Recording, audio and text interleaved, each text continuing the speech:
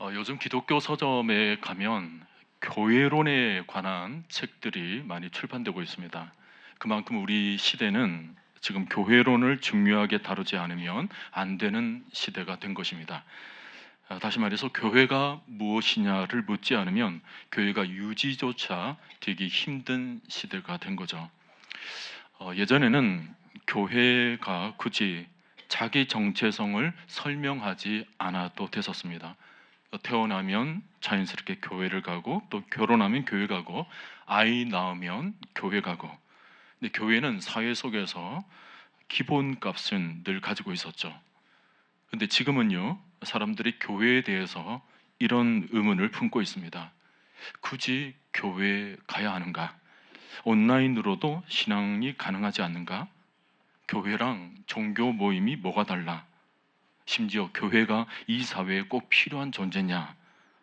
그야말로 교회에 대한 회의적인 반응이죠.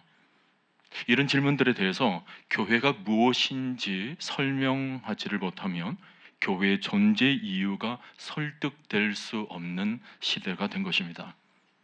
우리는 그동안 교회가 무엇을 해야 하는지에 대해서는 말을 많이 해왔습니다. 전도해야 된다, 봉사해야 된다, 헌신해야 된다, 성장해야 된다.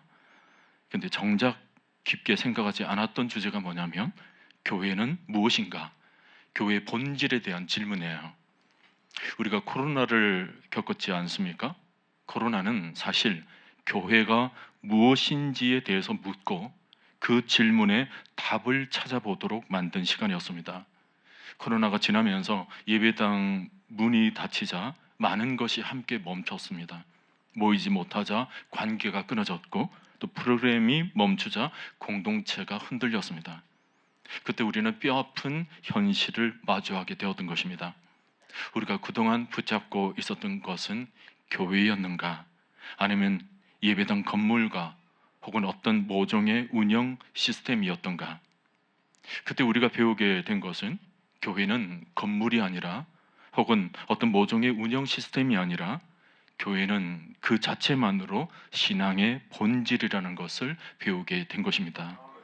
그래서 요즘 중요한 것은 내가 다니는 교회가 얼마나 크냐, 얼마나 유명하냐, 얼마나 많은 프로그램을 가지고 있느냐, 이런 생각은 하지 않아요. 성도들이 가슴으로 묻는 것은 이것입니다. 우리 교회는 왜 존재하는가? 우리 공동체는 어떤 삶을 만들어내는가? 우리 교회 안에 있으면 나는 어떤 사람이 되는가?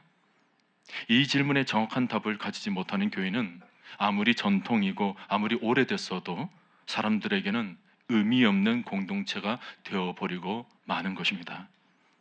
가슴 아픈 일이지만 그동안 교회들은 교회의 본질을 제대로 가르치기보다는 오히려 상처를 만들어내는 온상이 되어버린 사례가 많았습니다. 교회 안에서 사랑을 기대했는데 판단을 받았고, 회복을 원했는데 배제를 경험했고, 연약함을 드러냈는데 정죄를 들었습니다. 그래서 사람들은 교회를 떠나며 이렇게 말을 하죠. 하나님은 좋은데 교회는 힘들다. 하나님은 여전히 믿어요. 말씀도 좋아요. 기도도 해요. 근데 교회는 너무 힘들어요. 더 안타까운 것은 이런 말이 신앙에 무관심한 사람들의 변명이 아니라 오히려 진지하게 믿어왔던 사람들의 고백이라는 것입니다. 하나님이 싫어진 게 아닙니다. 신앙이 무너진 것도 아니에요. 믿음을 저버린 것도 아닙니다. 다만 교회 안에서의 경험이 신앙을 질식시켰다라는 것이 가장 큰 문제입니다. 때문에 지금 교회론이 굉장히 중요해졌습니다. 이런 말들이 많아졌다는 것은 교회가 싫어졌다는 신호이기보다는 교회의 본질에, 교회들이 본질에서 멀어졌다는 경고음인 것입니다. 사람들은 여전히 하나님을 찾고 싶어 합니다. 사람들은 여전히 교회다운 교회를 원하고 있는 거죠. 자, 여러분, 오늘 이 예배를 통해서 다시 교회론을 정리하도록 합시다. 지상의 교회는 어떤 교회입니까? 지상의 교회는 사람들이 뜻이 맞아서 만든 모임이 아닙니다. 종교적 필요에 따라 조직된 단체도 아닙니다. 교회는 하나님이 자기 피로 사신 곳입니다. 하나님은 자기 아들을 주셨고 그 아들의 생명을 내어 놓으셨고, 그리고 그 피의 값으로 교회를 세우신 것입니다. 그러니 교회는 하나님의 실험작도 아니고 임시 수단도 아니고 실패했다고 버릴 프로젝트도 아닙니다. 하나님이 가장 비싼 값을 치르고 얻으신 하나님의 온 마음이라는 것입니다. 그래서 교회는 쉽게 말할 대상이 아닙니다. 교회는 비판의 대상이 될 수는 있지만 경멸의 대상은 될 수 없습니다. 왜냐하면 그 안에 상처가 있고 연약함이 있고 부족함이 있어도 그 교회 위에는 여전히 그리스도의 피값이 얹혀져 있기 때문입니다. 우리가 교회를 말할 때 조심해야 하는 이유가 여기에 있습니다. 교회를 사랑하라는 말은 단순히 교회를 그냥 미화하라는 말이 아닙니다. 교회를 그냥 무작정 덮으라는 말도 아닙니다. 그 값을 알고 말하라는 것입니다. 교회가 귀한 이유는 수준이 아니라 대가입니다. 교회가 귀한 이유는 사람들이 훌륭해서가 아닙니다. 운영이 잘 되어서도 아닙니다. 질서가 완벽해서도 아닙니다. 교회가 귀한 이유는 단 하나입니다. 바로 예수 그리스도의 생명이 들어가 있기 때문입니다. 하나님은 교회를 포기하지 않으십니다. 사람들이 교회를 떠나도요, 세상이 교회를 비웃어도요, 교회가 스스로 실망스러워 보여도요, 하나님은 교회를 결코 버리지 아니하십니다. 너무 비싼 값을 치렀기 때문에 하나님은 아들의 생명값을 치르신 것을 한 번도 후회하신 적이 없으십니다. 그러니 교회를 향한 하나님의 시선은 늘 다시 세운다는 쪽으로 향해 있습니다. 지금까지 모든 역사가 그래왔습니다. 아무리 교회가 부족해도, 아무리 어려움이 많아도, 아무리 교회가 연약해도 하나님은 다시 그 교회를 치유하시고 회복시켜 오셨던 것입니다. 교회를 흔히 에클레시아라는 말을 하는데 세상으로부터 구원받은 백성들의 모임이라는 뜻입니다. 하나님께서 택하신 하나님의 백성들의 모임이라는 의미인데, 성령의 부르심으로 새롭게 된 영의 백성들이 교회라는 이름으로 무리짓게 하시고는 그 교회 위에 은혜를 계속 부어주셔서 하나님의 백성의 정체성을 계속 유지하도록 만드시는 것입니다. 특히 바울은 교회를 그리스도의 몸이라고 그랬습니다. 그러면서 에베소서를 보면 그리스도께서는 특별히 몸의 머리가 되신다 하셨습니다. 머리 되신 그리스도, 그리고 그 모든 몸이 오늘날의 교회인 것입니다. 그러니까 교회는 모이고 싶으면 모이고 안 모이고 싶으면 안 모이고 하는 선택의 문제가 아니라 그리스도를 머리로 섬기고 있는 성도라면 반드시 함께 모여서 한 몸을 이루어야 하는 것입니다. 성경에서 우리가 놓지 말아야 할 부분이 뭐냐면 믿음 생활이라는 것이 굉장히 공동체적으로 나타난다는 것입니다. 이스라엘 백성들을 보세요. 광야 생활을 하는 동안 개인의 믿음으로 홍해를 건너고 개인의 믿음으로 여리고를 건넜습니까? 그렇지가 않습니다. 공동체의 믿음이었던 것입니다. 다윗 공동체를 보세요. 다윗 왕궁을 이룰 때에도 다윗 혼자만의 믿음이 아니라 다윗과 함께했던 그 400여 명의 사람들이 아둘람 굴에서 함께 생활하고 함께 찬양하며 함께 기도했더니 다윗의 견고한 성을 이루게 된 것입니다. 에스더나 모르드게를 보세요. 공동체를 향한 믿음이 기도로 나왔지 않습니까? 신약에서도 마가의 다락방에 모인 사람들 다 공동체 믿음이었습니다. 성도들이 함께 모여서 함께 믿음으로 기도했더니 하나님의 역사가 일어나더라는 것입니다. 우리나라 평양 대부흥 운동도 마찬가지예요. 평양에서 함께 믿음의 동력을 불러 일으켰더니 온 나라 전체로 큰 역사가 일어났던 것입니다. 오늘 우리도 믿음의 역사를 일으키기 위해서는 교회에서 함께 모이고 함께 움직여야 합니다. 찬양도 함께 해야 하고 기도도 같이 해야 하고 예배도 혼자 드리지 말고 같이 드려야 합니다. 미국의 윌로우 크릭 교회가 한동안 부흥의 가도를 달리고 있었을 때 그 교회 성도들을 대상으로 설문조사를 했던 적이 있습니다. 그랬더니 지금은 윌로우 크릭 교회가 부흥하고 있지만 향후 10년 뒤에는 지금보다 절반 수준으로 쇠퇴한다는 결과가 나왔어요. 그 이유가 뭐냐니까 성도들이 모이기는 모이지만 모두가 다 개인적으로 신앙생활을 하고 있더라는 것입니다.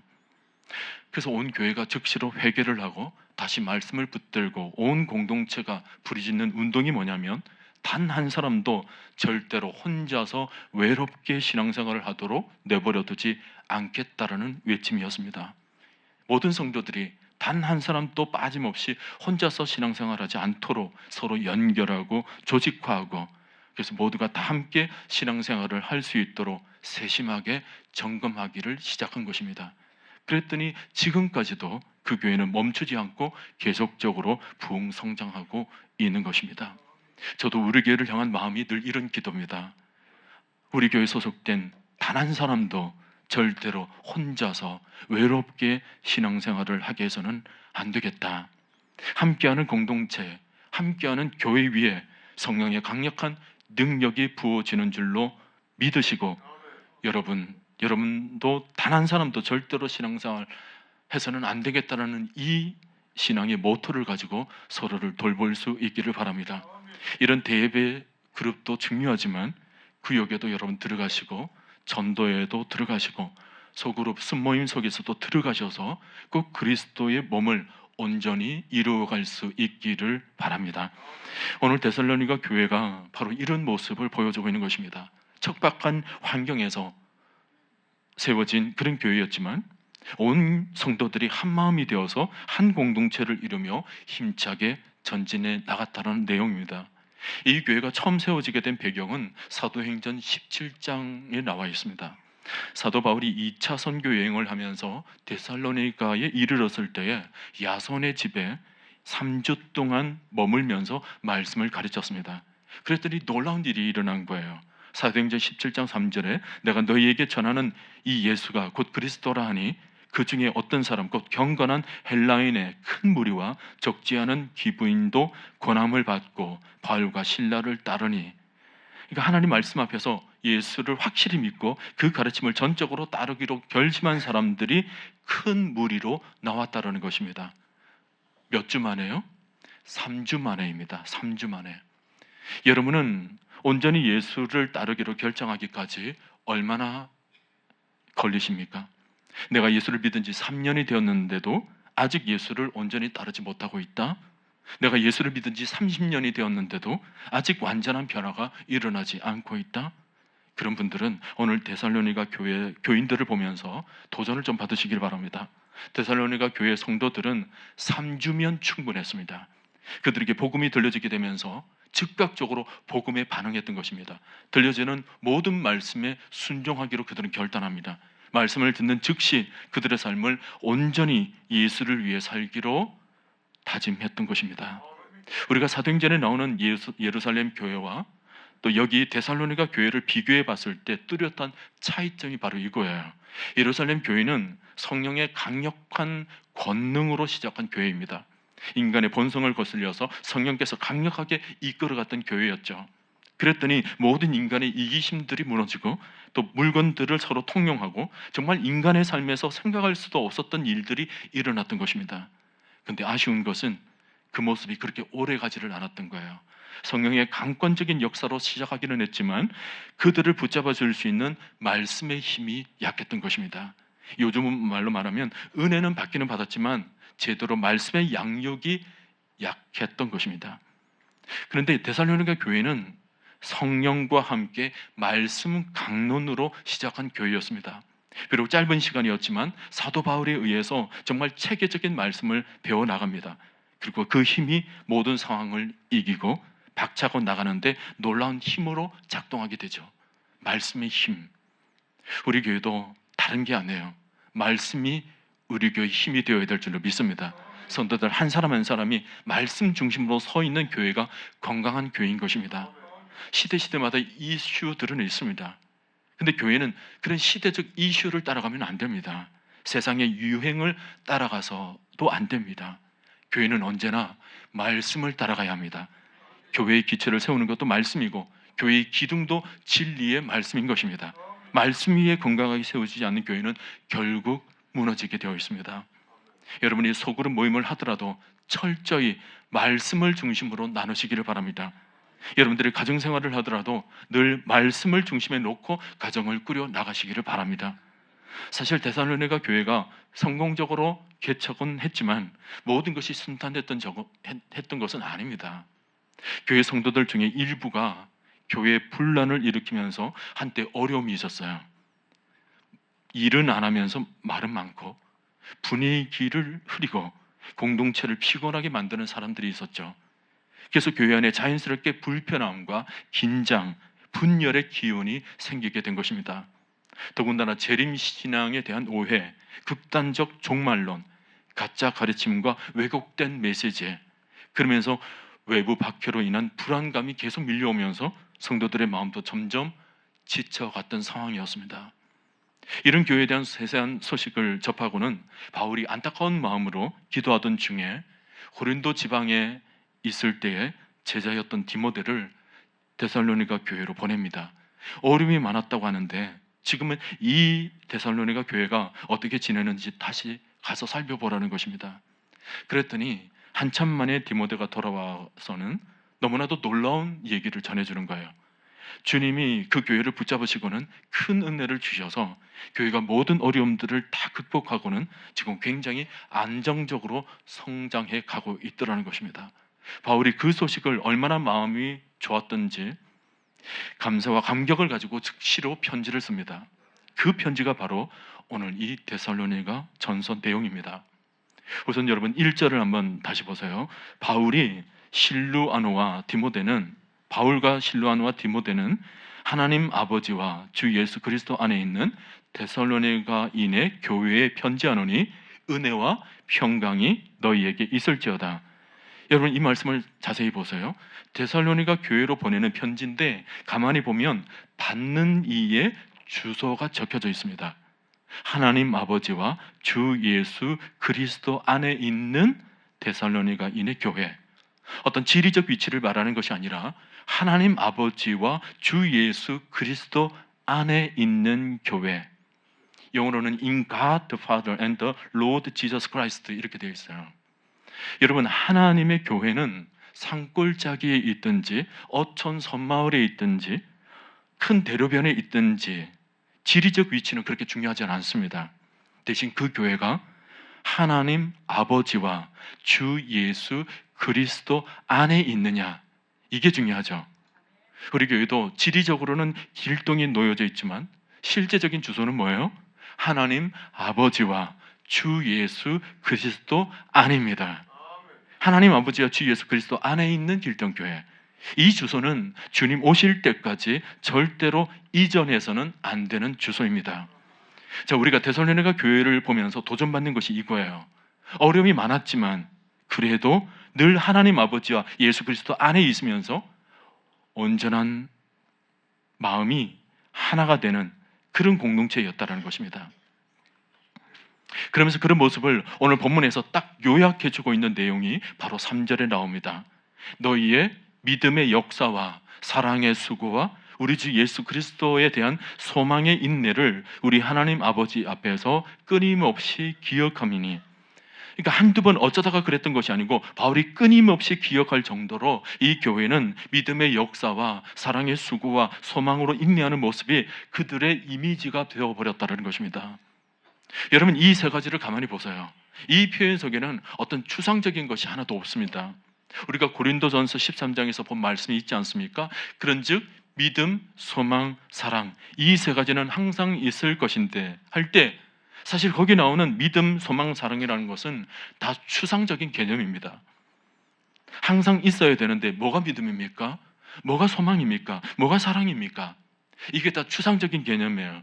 그런데 놀랍게도 오늘 데살로니가 교회 성도들은 이 추상적인 개념이 믿음과 소망과 사랑을 너무나도 실제적이고 너무나도 구체적인 삶의 모습으로 바꾸어 놓더라는 것입니다. 여러분 5절을 한번 보세요. 이는 우리 복음이 너희에게 말로만 이른 것이 아니라 또한 능력과 성령과 큰 확신으로 된 것임이라. 복음을 믿는 믿음이라는 것이 말로만 이른 것이 아니라 능력으로 나타나고 성령으로 체험되어지고 삶 속에서 큰 확신으로 나타났다라는 것입니다. 또 6절에서도 보면 너희는 많은 환난 가운데서 성령의 기쁨으로 말씀을 받아 우리와 주를 본받는 자가 되었으니, 그냥 막연히 그리스도를 아는 정도가 아니에요. 실제로 본받는 자들이 되었다라는 것입니다. 그것도 많은 환난 가운데서. 성령의 기쁨으로 그렇게 했다라는 거예요. 이런 말씀들을 보게 되면 건강한 교회, 건강한 신앙생활이라는 것이 뭐 막연히 뜬구름 잡듯이 말만 하는 사람들이 아니라는 거죠. 구체적입니다. 실제적입니다. 고린도전서 4장 20절에서도 하신 말씀이 뭐냐면 하나님의 나라는 말에 있지 아니하고 오직 능력에 있습니다. 여러분, 우리가 가지고 있는 믿음이라는 것은 어떤 사상이 아니에요. 어떤 철학이 아닙니다. 어떤 신념이 아닙니다. 막연한 생각이 아니에요. 능력과 성령과 큰 확신으로 행동하는 것입니다. 우리가 말씀을 들을 때마다 자주 생각해야 될 부분이 뭐냐면 성령은 계속 우리를 움직이게 하시는 영이라는 것입니다. 히브리서 11장에서 믿음을 얘기를 할 때 거기 나오는 모든 말들이 다 동사로 이루어져 있습니다. 믿음으로 노아는 아직 보이지 않는 일들에 대해서 경외함으로 방주를 준비하였다 그랬습니다. 믿음으로 아브라함은 가나안으로 나아갈 새 갈 바를 알지 못하고 나아갔다 그랬습니다. 또 믿음으로 이삭을 드렸으니 그랬습니다. 그 외아들을 실제로 드렸다라는 거예요. 믿음으로 이스라엘은 홍해를 육지같이 뚜벅뚜벅 걸어서 건넜고 기드온, 바락, 삼손, 입다, 다윗, 또 사무엘과 선지자들 모두가 믿음으로 나라를 이기기도 하며 의를 행하기도 하며 약속을 받기도 하고 사자들의 입을 막기도 하고 불의 세력을 멸하기도 하며 칼날을 피하기도 하며 연약한 가운데서 강하게 되기도 하며 전쟁에서 용감하게 되어 이방 사람들의 진을 물리치기도 했다라는 것입니다. 전부 나오는 내용이 뭐예요? 방 안에 가만히 앉아서 만들어지는 일들이 아닙니다. 광야로 가든지 산으로 가든지 동굴과 토굴로 들어가든지 뜨거운 심장 움켜쥐고 세상에 감당하지 못한 믿음을 실제로 보였다라는 것입니다. 요즘은 정말 유튜브 시대예요. 인터넷을 통해서 정말 좋은 목사님들의 설교를 안방에서 누워서 너무 쉽게 들을 수 있습니다. 저는 깜짝 놀랍니다. 어떤 목사님이 설교만 올리게 되면 몇십만 명의 조회수가 올라가는 것을 보고는 정말 이 시대가 대단하구나, 정말 많은 분들이 이 귀한 설교를 듣고 있구나. 근데 한편으로는 좀 씁쓸한 마음이 드는 것은 이렇게 많은 좋은 설교가 나오고 있는 시대인데 왜 우리 기독교는 이렇게 힘이 없을까? 왜 세상은 아직 바뀌고 있지 않을 것일까? 설교는 분명히 넘치고 있는데 왜 세상에는 진동도 없고 감격도 없고 감동도 없고 왜 아직 기독교는 세상에 큰 충격을 주지 못하고 있는 것일까? 그 이유는 설교는 너무 좋지만 그것이 직접 삶으로 연결되지 않기 때문입니다. 사도 바울이 고린도 교회를 향해 편지를 썼던 적이 있습니다. 고린도 교회는 아는 것은 너무 많은 교회였습니다. 진리는 대단했죠. 두란노에서 강론을 들으며 세운 교회였으니까 얼마나 좋은 설교가 넘쳐났겠습니까? 그런데도 문제가 뭐였냐면 아는 것은 많은데 그 많은 아는 것들이 오히려 서로를 질타하게 만들고 정죄하게 만들고 그 속에서 파당을 짓는 데 사용되더라는 것입니다. 그래서 바울이 그들에게 편지를 써요. 고린도전서 8장 1절에서 제가 현대인의 성경으로 읽으면 이렇습니다. 우리는 모두 이 문제에 대해서 지식을 가진 것이 사실입니다. 그러나 지식은 사람을 교만하게 할 뿐 진정으로 덕을 세우는 것은 사랑입니다. 무엇인가 안다고 생각하는 사람은 정말 알아야 할 것을 진정 모르고 있는 사람입니다. 그리고는 고린도전서 13장에서 이렇게 기록합니다. 사랑은 오래 참고. 저는 어릴 적부터 왜 사랑을 얘기하면서 사랑은 오래 참고 이렇게 나가는지 이해가 되지를 않았습니다. 사랑이라는 말이 얼마나 좋은 말입니까? 사랑은 근사하고 사랑은 세련되고 사랑은 멋스러우며 사랑은 누가 봐도 좋은 것을 추구하며 뭐 이렇게 나가야 되는 것 아닙니까? 그런데 사랑은 오래 참고 사랑은 온유하며 자기의 유익을 구하지 않고 모든 것을 믿으며 바라며 참으며 모든 것을 견디느니라. 제가 여기서 너무 중요한 것을 깨닫습니다. 그렇구나. 진짜 사랑을 이루기 위해서는 그만한 대가가 있어야 되는 거구나. 우리 주님도 진짜 사랑을 이루기 위해서 대가를 치르셨습니다. 종교 지도자들의 멸시들을 참아내셨고 심지어 그렇게 사랑했던 제자들의 배신과 배반도 참아내셨습니다. 그 모욕스러운 강도가 바로 옆에서 저주를 하고 있음에도 불구하고 십자가를 참아내신 거죠. 그 대가를 치르지 않으셨다면 아마 저와 여러분들은 지금 이 자리에 없었을 것입니다. 오늘 우리도 하나님 말씀이 우리 안에 역사하는 믿음이 되기 위해서는 대가를 치르기 위해서 가족 속으로 또 교회 공동체 속으로 또 삶의 터전으로 직접 뛰어 들어가야만 하는 것입니다. 그 속에서 사랑으로 수고할 줄도 좀 알고, 어려운 일은 또 소망을 가지고 좀 참아낼 줄도 알고, 안 되는 일도 한번 해보자 믿음으로 서로 격려를 좀 해줄 줄도 알고, 어떨 때는 강력한 믿음의 야성을 가지고 홍해를 건너겠다라는 마음, 그 불가능해 보이는 일들에 대해서도 발을 내디디며 전진해 나갈 때 여러분 거기서 하나님의 역사가 일어나게 될 줄로 믿으시길 바랍니다. 오늘 본문에서 사랑의 수고라고 표현하고 있는데, 수고라는 말은 땀 흘리며 일하고 헌신하는 모습을 의미합니다. 데살로니가 교회 성도들이 귀한 것은 자기가 알고 있던 하나님의 사랑, 하나님을 향한 그 사랑이 구체적인 사랑으로 표현되고 있더라는 것입니다. 자식을 향한 부모의 사랑이 위대한 것은 수고로움을 아끼지 않기 때문이죠.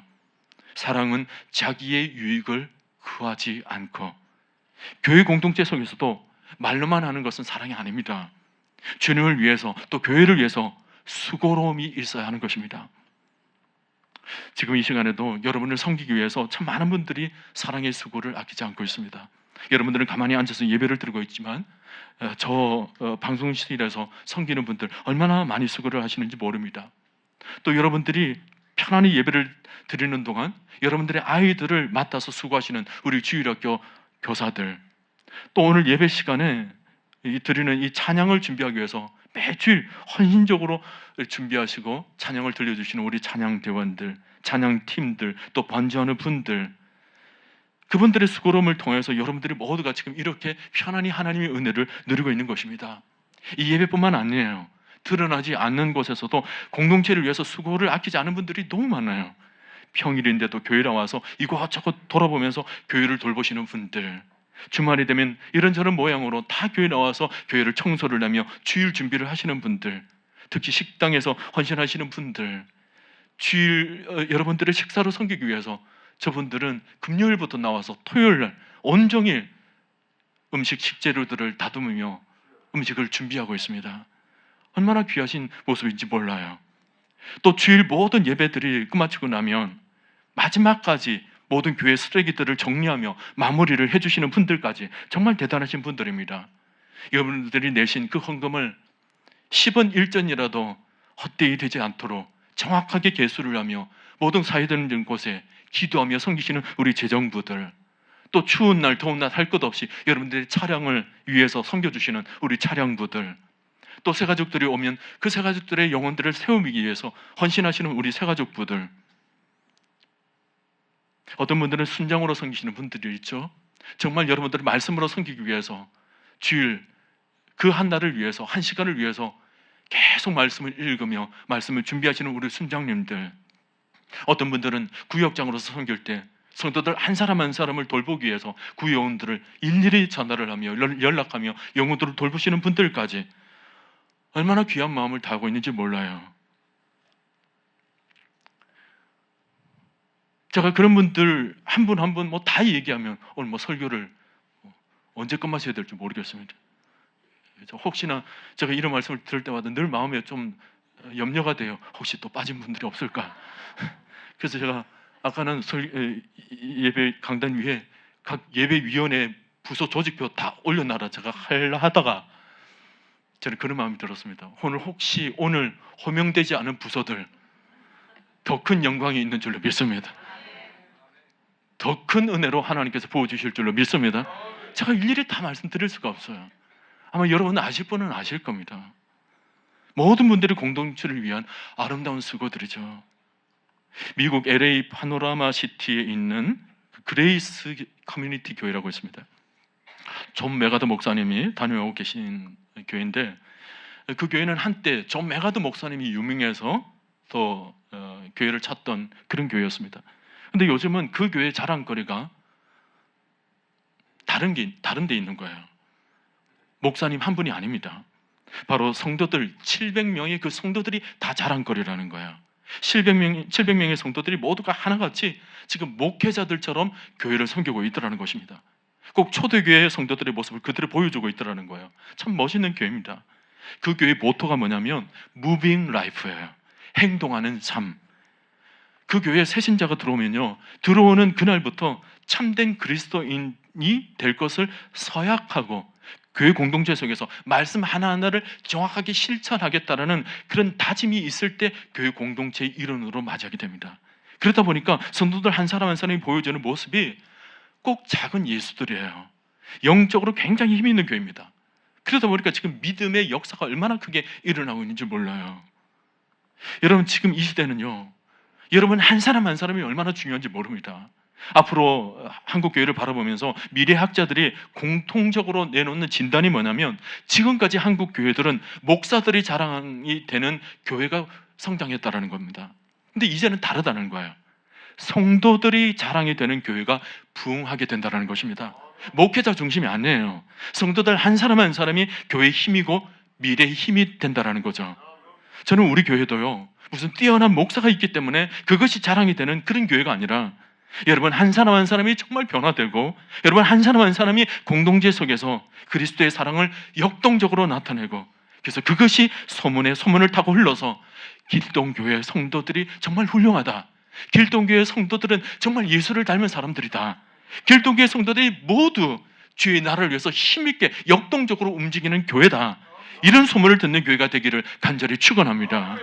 오늘 말씀에서 특이한 것은 믿음의 역사와 사랑의 수고는 간단하게 나오죠. 근데 그에 비해서 소망에 대해서는 좀 길게 표현이 되어 있는데, 여러분 3절을 다시 한번 보세요.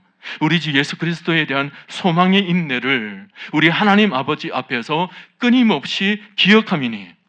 소망은 소망인데 예수 그리스도에 대한 소망이라는 거예요. 베드로는 이것을 산 소망이라고 표현했습니다. 영어로는 living hope, 살아있는 소망이라는 거예요. 이것은 세상의 소망과 좀 구별짓는 말입니다. 쇠하지 않는, 시들지 않는, 감정에 따라서 휘둘리지 않는, 어떤 악조건 속에서도 방해를 받지 않는 살아있는 영원한 소망이라는 거예요. 헬라어로 소망에 해당되는 단어가 뭐냐면 엘피스라는 단어를 씁니다. 이 말은 서로 하나로 연결시키다라는 의미를 가지고 있습니다.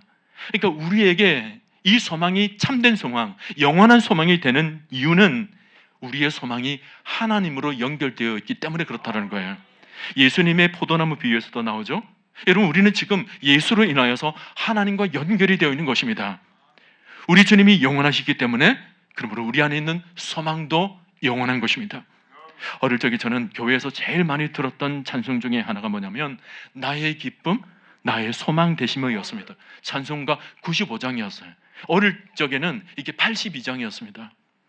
우리 믿음의 선배들이 이 찬양을 부르면서 가사 하나하나에 얼마나 감동이 되든지, 나의 기쁨, 나의 소망 되시며 나의 생명이 되신 주, 밤낮 불러서 찬송을 드려도 늘 아쉬운 마음 뿐일세. 5절 가사를 보면 더 기가 막힙니다.